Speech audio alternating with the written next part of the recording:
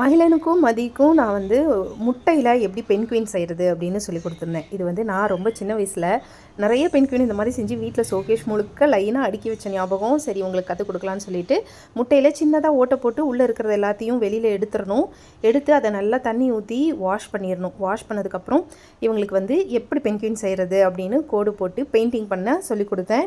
ஃபுல்லாக black and ஒயிட்டில் தான் பென்குயின் இருக்கும் இல்லையா. ஸோ அழகாக 2 பேத்துக்கு ஆளுக்கு ஒரு முட்டையை கொடுத்து பெயிண்டிங் பண்ணுங்கடா அப்படின்னு சொல்லி கற்றுக் கொடுத்தேன். கடைசியில் இது பென்குயின் வந்து இந்த மாதிரி வந்தது. ஓரளவுக்கு ரொம்ப நல்லாவே வந்திருந்தது. அண்ட் கூகுள் ஐஸ் வச்சா இன்னும் ரொம்ப அழகாக இருக்கும். அது எனக்கு கிடைக்கல.